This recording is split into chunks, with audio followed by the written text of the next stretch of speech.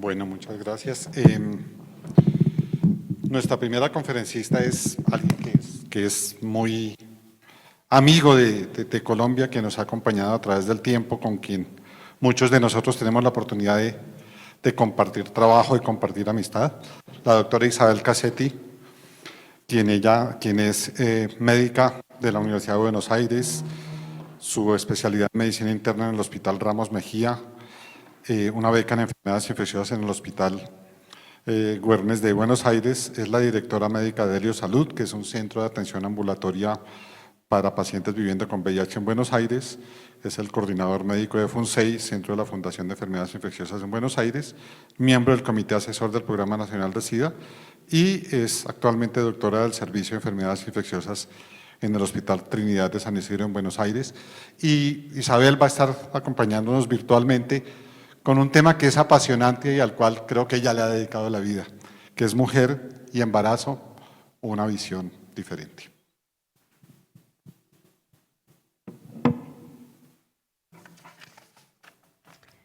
Buenas tardes, muchas gracias por la invitación. Para mí es un honor que me hayan otorgado esta charla inaugural. Quiero agradecer al doctor Ernesto Martínez Buitrago, al doctor Morales, a todo el comité científico, Otto, doctor Carlos Álvarez, doctor Pío López, en fin.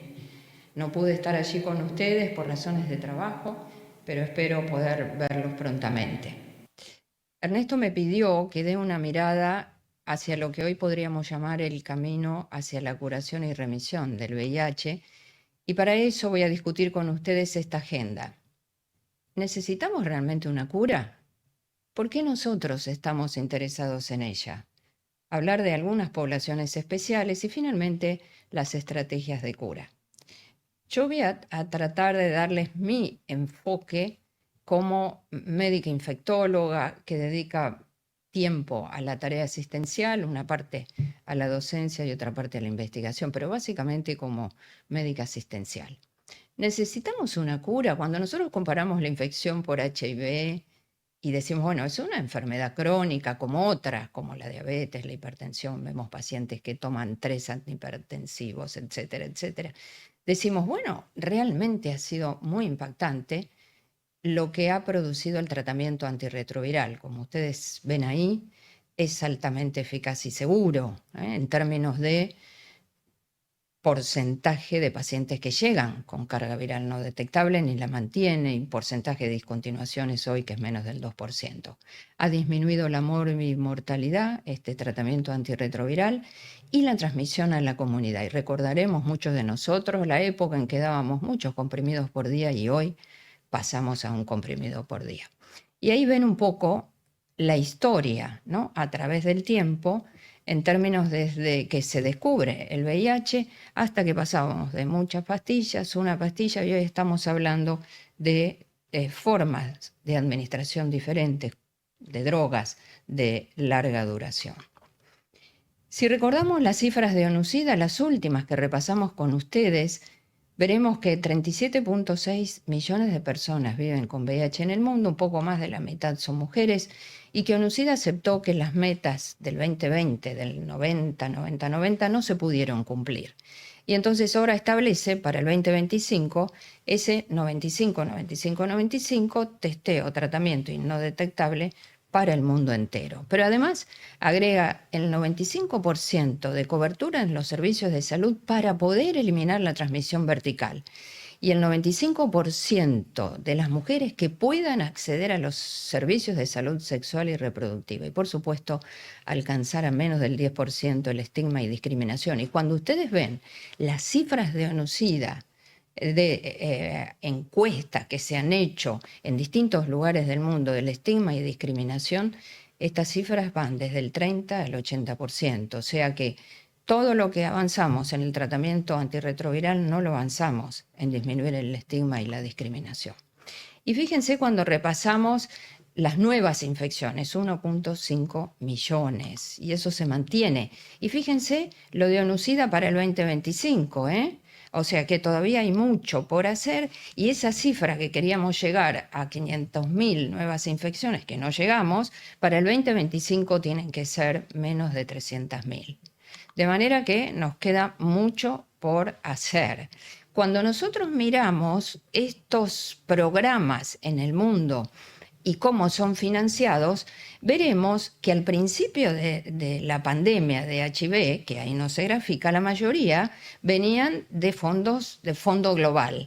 Pero con el tiempo lo que vemos es que cada vez más se necesitan fondos domésticos, o sea, tenemos menos dinero que viene del exterior para estos programas y más dinero que tienen que generar los propios países. Y fíjense que para el 2025 estamos hablando de cifras altas, de cifras de billones de dólares que se necesita para mantener estos programas sustentables. Por supuesto, cuando hablamos de Latinoamérica, bueno, miren lo que ocurrió en los últimos años, no es que hayamos tenido más fondos, de manera que ese es un tema a tener muy, muy presente, ¿no? Para tener estos programas sustentables necesitamos dinero. Fíjense lo que pasa con la profilaxis preexposición. Por supuesto que es un gran logro, nadie lo discute, pero miren el objetivo que tenía ONU-SIDA y hoy podemos decir que tan solo 1/3 de la gente que necesitaba PrEP en el mundo lo recibió. Y miren lo que pasa ahora en esta publicación reciente, donde dice, bueno, ¿cómo vamos a escalar este tema del PrEP ahora y en el futuro? Y fíjense que Latinoamérica es heterogénea en ese sentido. Nosotros todavía no tenemos, está en agenda, por supuesto, hemos avanzado, pero no tenemos PrEP para todo el mundo. Brasil es uno de los pioneros y así distintos países. Si miramos el impacto que ha tenido en la sobrevida y en las comorbilidades, ha sido muy grande. Sin embargo, quiero contarles esta publicación de Julie Marcus, de la Kaiser Permanente, donde comparan 39.000 personas que viven con HIV con 387.000 HIV negativas. Y entonces analizan la expectativa de vida de una persona a los 21 años a través de distintos periodos. Y como ustedes ven ahí arriba, en lo que es expectativa de vida a los 21 años, una persona que tiene HIV versus la que no tiene HIV, como varía con el tiempo, por supuesto que la expectativa de vida aumentó y entonces esa diferencia, ese gap, ya en el 2014 y 2016 es tan solo de 9 años.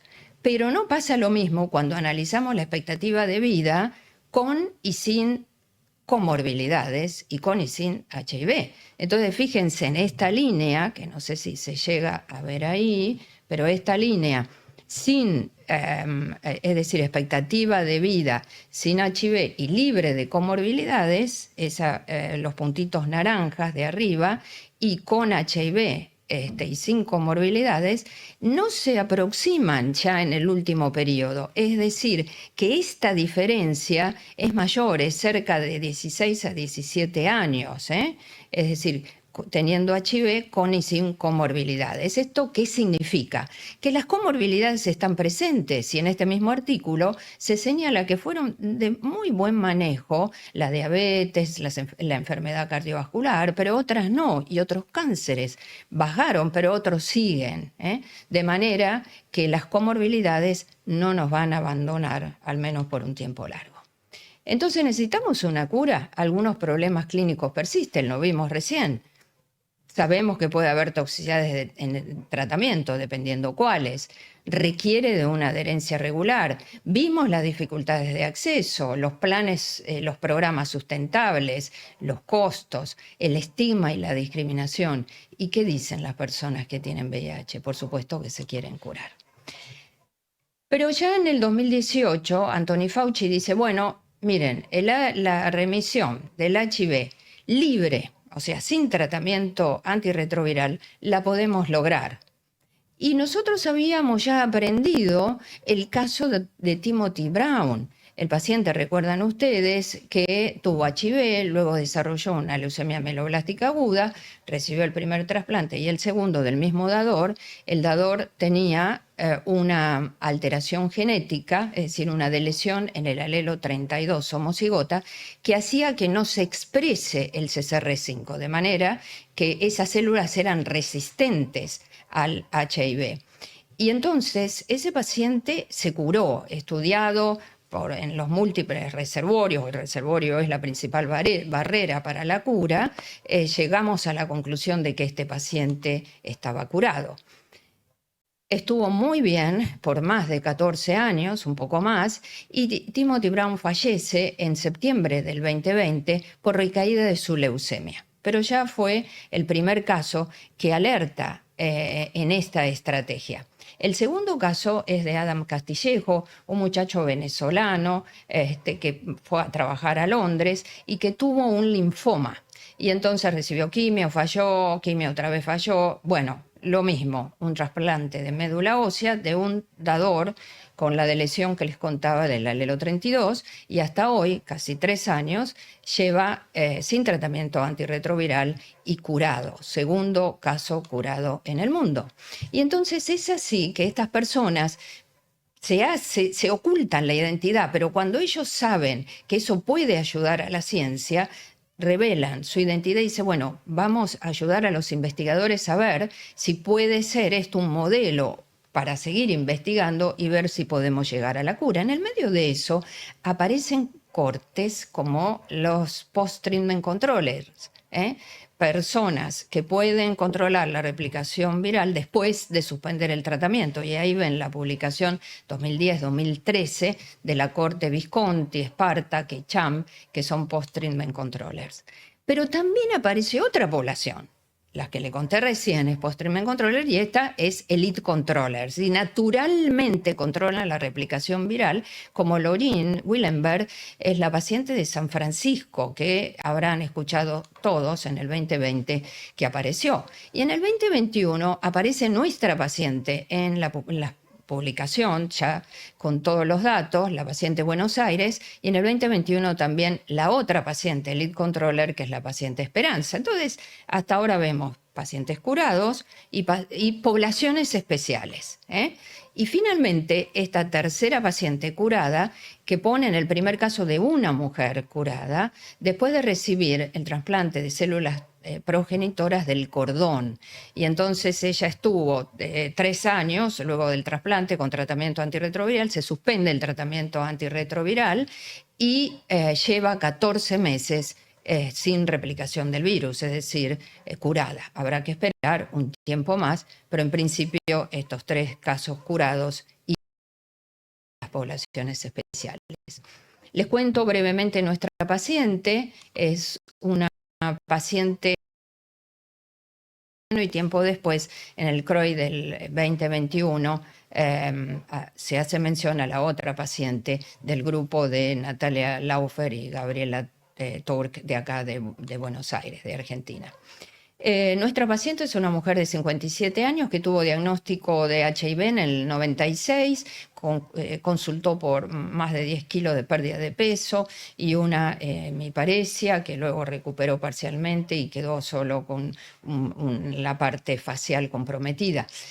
En el lugar donde se interna un ELISA que fue 2 veces positivo y un Western blot positivo con estas bandas que se describen allí, estas 3 bandas.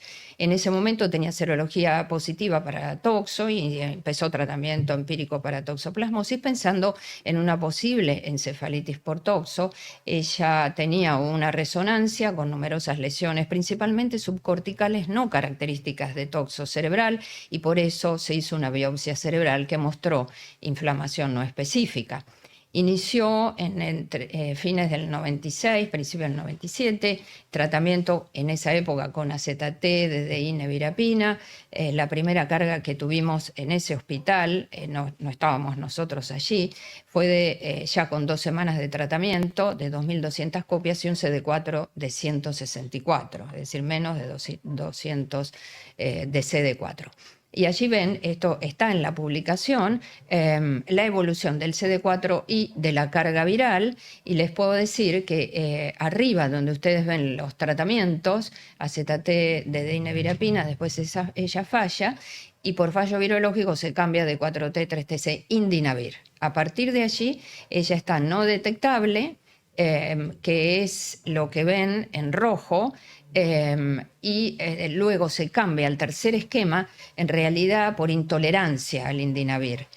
De 4T, 3TC Abacavir, y ella permaneció no detectable siempre, hasta el año 2007, donde ella, por la lipodistrofia, la intolerancia, tenía hiperlipemia, le propone a la doctora Analía Urueña, su médica de cabecera, nosotros la conocimos por el 2005, suspender el tratamiento. En aquella época hacíamos las suspensiones estructuradas de tratamiento, y entonces en el 2007 le suspendimos el tratamiento y quedó con carga viral no detectable. Eso que ustedes ven allí en rojo es por la metodología, pero siempre fue no detectable, sea NASVA o sea PCR, etcétera, etcétera. Allí empezamos a ver que seguía no detectable, y realmente los CD4 estaban muy bien. Fíjense, entre 800, 700, el número absoluto y también el porcentaje, y empezamos a contactar a distintos grupos, entre ellos el grupo de la doctora Andrea Mangano, acá en Buenos Aires, y le medimos en la sangre periférica, los PBNC, el DNA proviral, estudiamos si tenía el CCR5, el HLA y lo que ustedes ven ahí.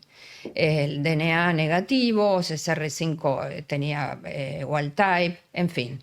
Y el HLA 41 y 58, que si bien no son los típicamente protectores, uno de ellos es sí protector, pero vimos que ella perdió el ELISA y perdió el Western blot. La presentamos en un congreso, les contaba, 2007 paramos el tratamiento antirretroviral y hasta hoy sigue con carga viral no detectable, lleva más de 12 años, ella está muy bien, y esas lesiones que vimos en sustancia blanca, luego se las repetimos en este tiempo y esas lesiones permanecen, pero no tuvo nunca deterioro clínico y al contrario se recuperó, salvo esa secuela facial que les contaba. Entonces la presentamos en un congreso internacional, se acerca el doctor Clifford Lane y se interesa del NIH por esta paciente, y con la doctora Urueña viajamos 2015 y 2017 con ella, las tres al NIH. Allí le hicieron todos los estudios, los más sofisticados que puedan imaginar, múltiples biopsias de ganglios, de recto sigmoideo, y se vio los niveles de CD4, se estudiaron los anticuerpos en distintas diluciones para el Western, porque era Western negativo y aún las bandas eran negativas, es decir, que ella hizo una cero reversión de los anticuerpos, y encontramos DNA positivo en células de uno de los ganglios que fue positivo para la envoltura, en esta frecuencia baja. Y tuvo respuesta baja, pero la tuvo de respuesta CD4 específica y CD8. Y la biopsia del año 96, que la fuimos a buscar, y la llevamos al NIH un poco antes de que nosotras viajáramos, se encontró restos del DNA, o sea, DNA fue detectado por hibridización in situ en diferentes cortes. Y ahí se comparó con control negativo y positivo y realmente se vio restos del DNA allí en la biopsia de cerebro. Quiere decir que, a diferencia de otros PTC, esta mujer fue post-treatment controller. En este caso el tratamiento se inició con enfermedad avanzada. En general los que están descritos empiezan con infección aguda. Acá hizo una cero reversión, tuvo un alelo protector similar a otras poblaciones. A diferencia de otros PTC y long term non progresos, el tamaño de los reservorios en este caso es extremadamente bajo, ¿no? Y detectamos la presencia de DNA en la biopsia de un ganglio, y las respuestas CD4, CD8 estuvieron presentes, aunque fueron débiles. También sugieren la infección previa, estos hallazgos que les contaba por el hallazgo de la biopsia cerebral. Si bien es un caso excepcional, muy raro, pero también de las excepciones podemos aprender. El otro caso es la paciente Lorín. Se llaman hoy elite controllers extremos o excepcionales, ¿no? Son lo que antes se llamaban altos. Es decir, la población de elite controllers es heterogénea. Naturalmente controlan la supresión viral, manteniendo bien los CD4 y sin tener complicaciones, enfermedades vinculadas a infecciones oportunistas y otras. Y fíjense que fue muy estudiada por distintos grupos. Ella es de San Francisco y se analizan siempre 1.5 billones de células en los PBMC, se hace por cultivos de virus, en fin, distintas técnicas, por DNA, por PCR, de la Drop Digital PCR, y entonces no se encontró virus en ningún lado. Es interesante porque a veces se pueden encontrar virus intactos o defectivos, pero estos intactos, cuando se los estimulan, pueden ser replication competent, es decir, que se repliquen. En este caso, nada se replicaba. Bueno, y esta mujer es la misma. Acá dicen todo lo que se hizo y llevaba ya 24 años de viremia no detectable, hoy un poco más. La paciente de acá de la Argentina, del otro grupo que les comentaba, de Natalia y Gabriela, es la paciente Esperanza de un pueblo de Santa Fe. Ella, ahí les cuento, 30 años, fue diagnosticada en el 2013 y fue controladora del lead desde un principio, tuvo algún que otro blip y solo recibió tratamiento durante el embarazo. También las doctoras estuvieron inquietas como nosotros y se contactaron con otros grupos, con Sharon Lewis y con Yuyu también, de manera que la estudiaron en profundidad. La publicación salió este año en Annals y ahí ustedes ven en los PBMC la cantidad de billones, ¿no? Porque tanto a esta paciente como a la nuestra se hace leucaféresis y entonces así más posibilidades de estudiar estas células. Y los virus que se vieron fueron virus defectivos, que no replicantes, cero en todos los lugares donde se hallaron, en las células CD4 de memoria, etcétera, etcétera. Entonces, estas poblaciones especiales existen. ¿Qué pasa cuando empezamos el tratamiento antirretroviral? Lo que ya sabemos, hay una activa replicación, damos el tratamiento y si tan rápido como podamos desde la infección aguda lo damos, ese reservorio se va a achicar. Por eso es importante que ni bien hagamos el diagnóstico, demos el tratamiento. Y ahí ven a la izquierda los distintos reservorios. Si empezamos más tarde, ya con la infección crónica, ese reservorio va a ser más grande. Vamos a supresión virológica y si suspendemos el tratamiento, la carga viral va a rebotar. Y ese rebote, cuando se produce, ya los estudios de Silicano y otros grupos, se producen en general entre 15 y 20 días de suspendido el tratamiento. Dijimos que el reservorio viral es el principal obstáculo para la cura y sabemos que hay reservorios celulares y anatómicos donde están sobre todo los CD4 en los celulares y miren los anatómicos, los ganglios linfáticos, las células periféricas, los PBMC, nucleares macrófagos, el cerebro y otros lugares. Y a la izquierda ahí tienen sobre todo los distintos tipos de células CD4, que son células que luego pasan a ser células de reposo latentemente infectadas, las células centrales de memoria, transicionales, etcétera, etcétera. ¿Cómo se mide esto en este tiempo? Y los laboratorios, algunos por supuesto, pueden hacerlo. Bueno, medimos la infección productiva a través del DNA, que puede ser total, integrado, y eso lo medimos por unidades de virus por millón, los LTR, todo eso que nos habla de infección productiva, pero también podemos medir el RNA a través del si es splicing, non-splicing, activo o no activo, y múltiple splicing, ¿no es cierto? Y podemos medir lo que se llama single copy assay, que es una sola copia de virus. Y hemos aprendido que el virus libre activa los linfocitos CD4 y esos se va a producir más virus, algunos de esos linfocitos mueren, otros pasan a ser de memoria, de reposo, pero también hay otros. ¿Cómo se establece la latencia? Además de estos linfocitos CD4 latentemente infectados, los macrófagos también y las células mieloides. Y esto es lo que hemos visto cuando se suspende el tratamiento, que sube la carga viral y que lo han demostrado distintos grupos. Cuando llamamos cura, podemos hablar de cura por esterilización o erradicación. Hoy hay acuerdo en todos los investigadores que es eso, la eliminación de todos los provirus, que son replication competent, todos esos provirus que pueden ser capaces de replicarse, esos eliminados. Pero también tenemos que eliminar las células que contienen esos virus, ¿eh? Y en general se encuentran viremias no detectables. Ejemplo, paciente de Berlín, paciente de Londres, que ya lo hablamos.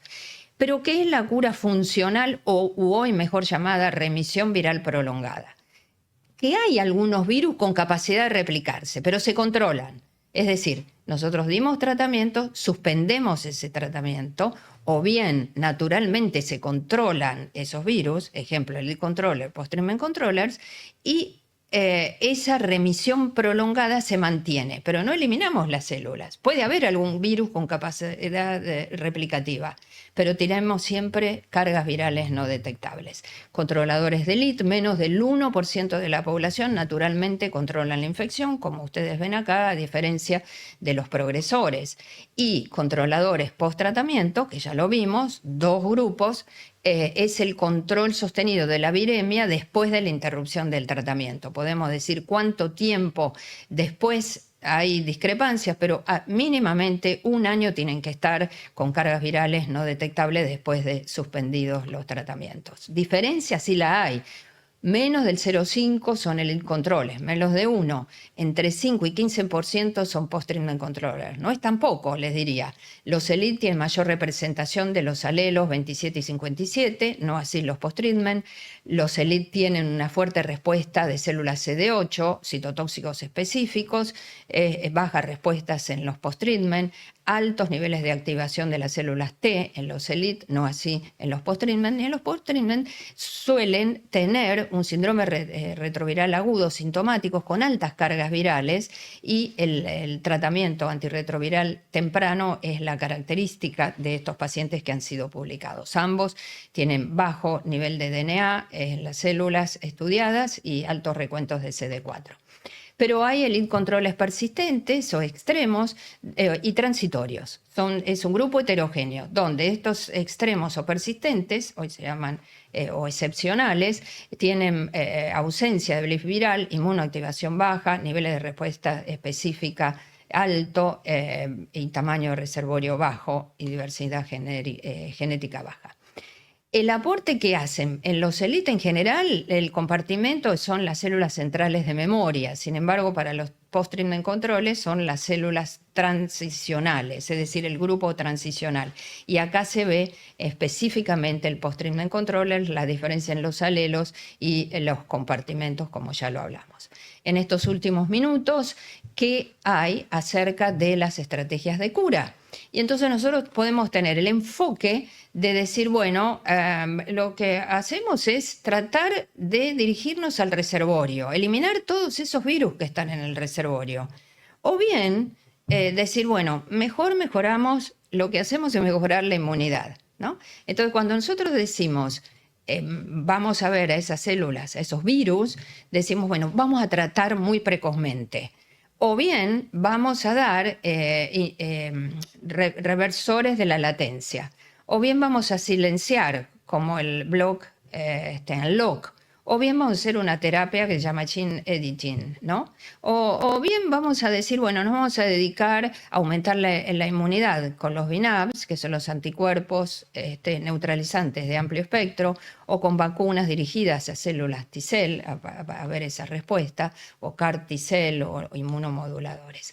Pero también podemos dirigirnos y decir, bueno, en vez de tener estos dos enfoques, vamos a llamar a la estrategia shock and kill, revertir la latencia. O vamos a llamar el block and lock, es decir, que se quede calladito el virus y no despertarlo para nada. O vamos a aumentar, a través de los BNAbs, vamos a aumentar la inmunidad. Ya dijimos que el tratamiento antirretroviral temprano es una de las estrategias. Sin duda lo seguimos haciendo porque el beneficio es bajar ese reservorio y ese puede ser un posible candidato para la cura, con disminución del reservorio. Pero fíjense que en tanto Laire como Colby hicieron estudios donde dieron tratamiento antirretroviral muy precozmente en los primeros FIVIs y por supuesto la carga viral bajó, pero los reservorios no cambiaron. Quiere decir que desde ese punto de vista, sola esta estrategia no funciona. Los agentes que revierten la latencia son drogas que hoy se están usando en combinación con otras estrategias. Y ahí están los inhibidores de la histona desacetilasa, que al inhibir a la histona desacetilasa lo que hace es descompactar la cromatina, que está compactada, y al descompactar la cromatina aumentan la transcripción del virus, ¿no? Entonces, vamos a ver algunos estudios donde se aumenta la transcripción del virus, pero el tamaño del reservorio no cambia. Entonces, están estudiando distintos agentes reversores de la latencia y hay toda una inquietud de desarrollar los más potentes, menos tóxicos, más específicos. Pero además de aumentar esa transcripción, necesitamos que esas células sean muertas, digamos, que sean liquidadas por alguna de las otras estrategias que aumenten la inmunidad. Para contarles esta parte del kick and kill o del shock and kill, ya Pfizer y luego Rasmussen, como vamos a ver, tomaron pacientes, este es un estudio, el de Pfizer, pacientes entre 18 y 60 años, donde le dieron tratamiento antirretroviral solamente, estaban no detectables, siguieron con tratamiento antirretroviral, y a otro grupo, ya digamos estando no detectables, le dieron tratamiento más vorinostat, que es un agente reversor de la latencia, y más vacuna, ¿no? Tomando como prime la vacuna de adenovirus de chimpancé con el booster del MVA que ya venía usándose. Y en realidad lo que se ve es que aumenta, digamos, la transcripción, pero cuando uno ve el DNA integrado, el RNA asociado a células, todo lo que vimos antes, el reservorio no cambia. Entonces, esto solo en principio no serviría, y esta combinación, por lo menos con estos agentes, no dio el resultado esperado. Después aparece con romidepsina, que es otro inhibidor de la histona desacetilasa, más un BNAB. Demostró que era seguro, pero no cambió el DNA proviral y hubo rebote viral. Y ahí, acá me adelanto para contarles lo que es el ATI, que es el Analytical Treatment Interruption, que ahora les voy a contar qué es, que hoy es el endpoint que tenemos. Y otros estudios con panovinostat, es decir, que solo estos agentes no funcionan. Esto de la interrupción analítica de tratamiento hoy es un endpoint para determinar si la estrategia de remisión o cura funciona. Es decir, nosotros no podemos decir, ¿cómo sabemos si esta estrategia funciona o no funciona? Porque hoy no podemos suspender el tratamiento. Hoy no está recomendado suspender el tratamiento a menos que el paciente participe en ensayos clínicos. Se interrumpe el tratamiento antirretroviral después de haber logrado la supresión virológica y se ve cuánto tiempo se tarda en permanecer no detectable. Dicho de otra manera, ¿cuándo viene el rebote virológico? Entonces, más tiempo, mucho mejor de no detección, de carga viral no detectable. El tiempo de interrupción no está definido totalmente. Van a haber estudios que es 16 semanas, otros 20 semanas. ¿Y cuándo reiniciar? Lo definen los distintos investigadores. Los grupos de investigadores se ponen de acuerdo en lograr un consenso y decir, bueno, reiniciamos con más de 1000 en 4 semanas consecutivas, o una sola determinación de más de 100.000, o bien una caída de menos de 350 células CD4, menos de 15%, en fin, no totalmente definido, pero los grupos lo están definiendo. Pero ojo, que necesitamos personas que estén muy motivadas, porque le estamos suspendiendo el tratamiento y porque eso puede ser mal a su salud. Igual están sumamente controlados. En ese tiempo puede haber transmisión a la pareja, porque si sube la carga viral puede transmitir a la pareja. Entonces otros investigadores dicen, miren, no se hagan problema por eso, le damos PrEP a la pareja, puede haber infección aguda. Y en todo este tiempo, indudablemente que la pandemia de COVID hizo que esta población sea demorada en los estudios y ahora se retome todo esto. Pero además de lo que les hablaba de los inhibidores de la histona desacetilasa, están también como agentes que revierten la latencia, los SMAC mimetics, ¿no? Yo les contaba antes en ese gráfico que vimos redondo, estos en realidad son inhibidores de la inhibición de la apoptosis. Y ustedes saben que hay algunos momentos y algunas células que liberan sustancias que inhiben la apoptosis. Hay una sobrerepresentación de esta sustancia. Entonces estos serían inhibidores de apoptosis. Es algo que se está estudiando en la actualidad.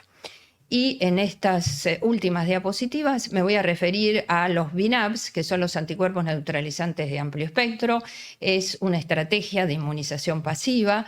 Hay mucho de eso. Estuvimos participando la semana pasada en un meeting en Washington por la vacuna, que es otra cosa, la vacuna mosaico preventiva del HIV que estamos investigando junto a otros grupos. Y hubo mucho de esto también, ¿no? Del grupo del HVTN, el BNAbs, estrategia de inmunización pasiva, bloquean la adquisición del HIV, han demostrado protección robusta ya en modelos animales y en humanos, como les dije, hay estudios en marcha.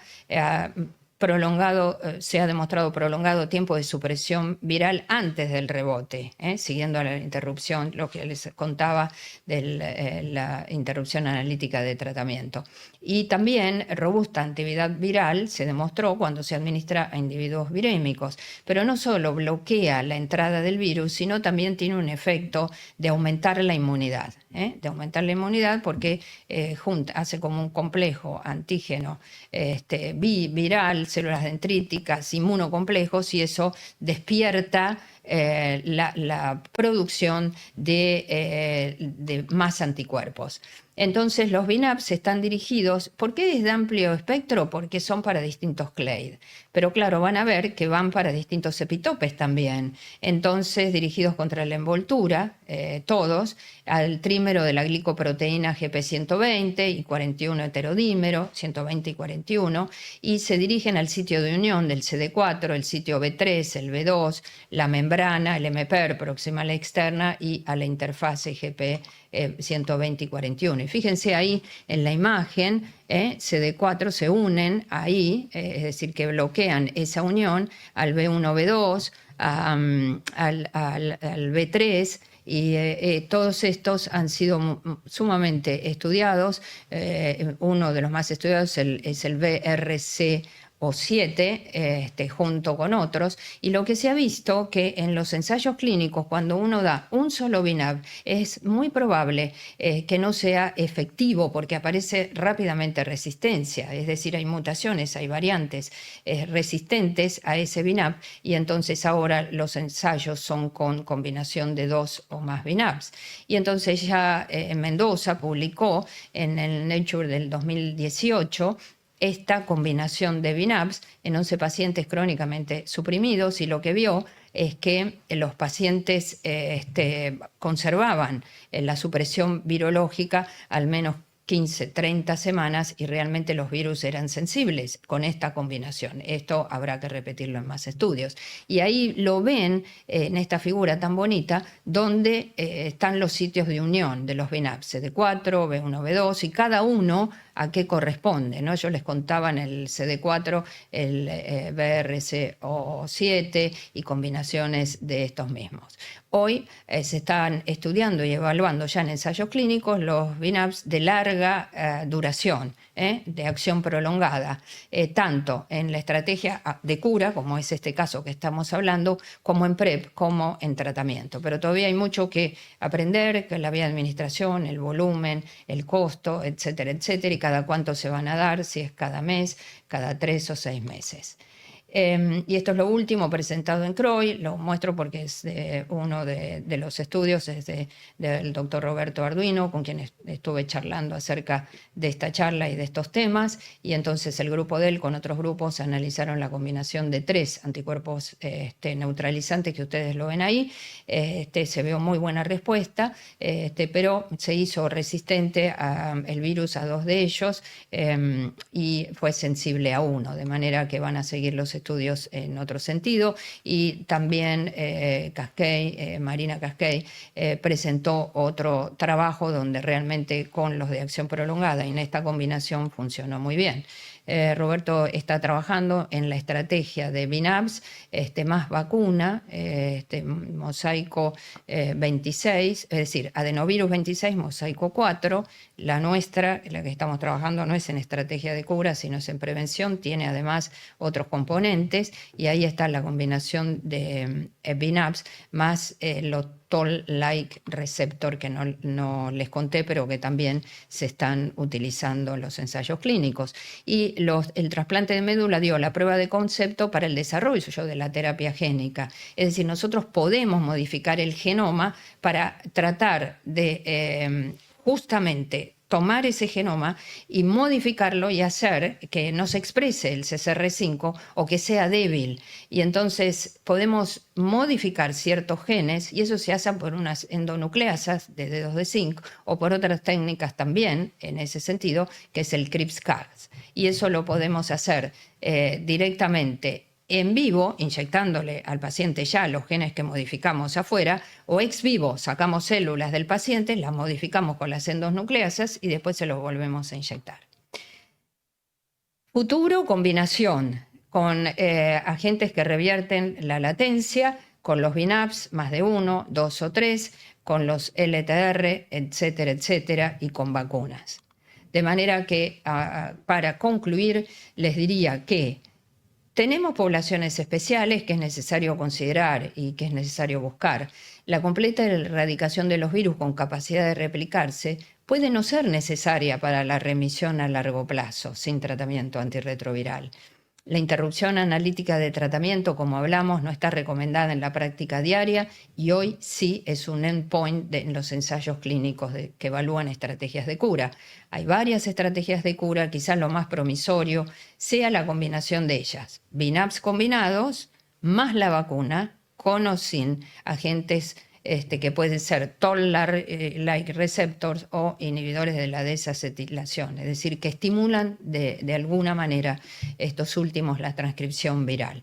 Lo mejor que podamos hacer como médicos es iniciar el tratamiento lo más precoz que se pueda para disminuir el tamaño de los reservorios, porque eso va a ser de suma ayuda. La remisión cura que hablamos hoy, la vacuna y el PrEP no son estrategias que sean mutuamente excluyentes, son complementarias. La cura o remisión es posible, solo es cuestión de tiempo. Mantener siempre la cautela, pero nunca perder el optimismo.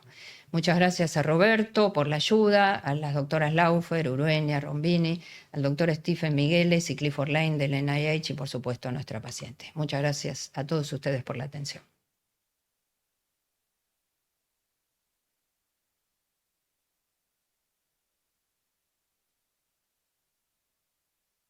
Hola, muchas gracias Isabel. Simplemente quiero contarles a todos ustedes que la doctora Isabel ha estado muy pendiente. Este fue un video pregrabado, pero quiero que simplemente ella les dé un saludo y se despida de todos nosotros, agradeciéndole eternamente por su excelente conferencia y que haya tenido la paciencia de esperarnos hasta ahora. Isa.